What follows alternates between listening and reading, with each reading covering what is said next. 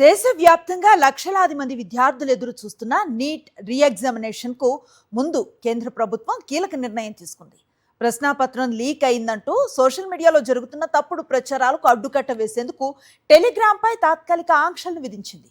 Telegram లో message editing feature ను దుర్వినియోగం చేస్తూ నకిలీ పేపర్ లీక్ ఆధారాలు సృష్టిస్తున్నారని ఎన్టీఏ ఆరోపిస్తోంది. పరీక్షల భద్రత కోసమే టెలిగ్రామ్ పై తాత్కాలిక బ్యాన్ అని తెలిపింది. దేశంలో అత్యంత కీలకమైన ప్రవేశ పరీక్షల్లో ఒకటైన NEET UG 2026 reexamination June 21న జరగనుంది. ఈ నేపథ్యంలో పరీక్షల సమగ్రతను కాపాడేందుకు కేంద్ర ప్రభుత్వం ప్రత్యేక చర్యలు చేపట్టింది. నేషనల్ టెస్టింగ్ ఏజెన్సీ సిఫార్సుల మేరకు ఎలక్ట్రానిక్స్ అండ్ ఐటీ మంత్రిత్వ శాఖ టెలిగ్రామ్ పై తాత్కాలిక ఆంక్షలు విధించింది. జూన్ 22 వరకు టెలిగ్రామ్ యాక్సెస్ ని పరిమితం చేయడంతో పాటు జూన్ 30 వరకు మెసేజ్ ఎడిటింగ్ ఫీచర్ ని నిలిపివేయాలని ఆదేశించింది.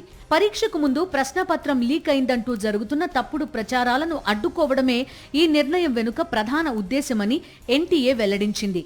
విద్యార్థులను మోసం చేస్తూ డబ్బులు వసూలు చేస్తున్న నెట్వర్క్ల కార్యకలాపాలకు చెక్ పెట్టేందుకు ఈ చర్యలు అవసరమని పేర్కొంది. నీట్ రీ ఎగ్జామినేషన్ కి ముందు టెలిగ్రామ్ పైనే కేంద్రం ఆంక్షలు విధించడం వెనుక ప్రధాన కారణం ఆ ప్లాట్ఫామ్లోని మెసేజ్ ఎడిటింగ్ ఫీచర్ అని ఎన్టీఏ చెబుతోంది. పరీక్ష పూర్తయిన తర్వాత కూడా పాత పోస్టులను ఎడిట్ చేసి అందులో అసలు ప్రశ్నపత్రాలను జత చేసే అవకాశం టెలిగ్రామ్లో ఉందని పేర్కొంది. అయితే పోస్ట్ చేసిన సమయం మాత్రం మారకపోవడంతో ప్రశ్నపత్రం పరీక్షకు ముందే లీక్ అయిందనే తప్పుడు ప్రచారానికి అవకాశం ఏర్పడుతోందని వివరిస్తోంది. ఇదే అంశాన్ని కొందరు దుర్వినియోగం చేస్తూ విద్యార్థులు తల్లిదండ్రులను తప్పుదోవ పట్టిస్తున్నారని ఆరోపిస్తోంది. అంతేకాదు వేలాది మంది సభ్యులున్న ఛానళ్లు, గ్రూపులు, బాట్ల ద్వారా ఇలాంటి ప్రచారం క్షణాల్లో లక్షల మందికి చేరుతోందని ఎన్టీఏ చెబుతోంది. ప్రశ్నపత్రాలు అందిస్తామంటూ డబ్బులు వసూలు చేసే సైబర్ మోసగాళ్లు కూడా ప్రధానంగా టెలిగ్రామ్ వేదికగానే కార్యకలాపాలు నిర్వహిస్తున్నట్టు గుర్తించినట్టు వెల్లడించింది. అయితే ఇది శాశ్వత నిషేధం కాదని, కేవలం నీట్ పరీక్షల సమయంలో మాత్రమే అమల్లో ఉండే తాత్కాలిక చర్య అని ఎన్టీఏ స్పష్టం చేస్తోంది. పరీక్షల భద్రతను కాపాడడం, ఫేక్ పేపర్ లీక్ ప్రచారాలను అరికట్టడమే ఈ నిర్ణయం వెనుక ఉద్దేశమని పేర్కొంటోంది. పేపర్ లీక్ పేరుతో జరుగుతున్న మోసాలను అరికట్టేందుకు కేంద్ర రాష్ట్ర స్థాయిలో ఇప్పటికే చర్యలు ప్రారంభమయ్యాయి. Indian cyber crime coordination centre ఆధ్వర్యంలో పలు టెలిగ్రామ్ ఛానళ్లు, గ్రూపులు, బాట్లను తొలగించారు. బీహార్ పోలీసులు విద్యార్థులకు ప్రత్యేక హెచ్చరికలు జారీ చేయగా Ahmedabad city cyber crime branch అంతర్రాష్ట్ర సైబర్ మోసగాళ్ల ముఠాను అరెస్టు చేసినట్టు వెల్లడించింది.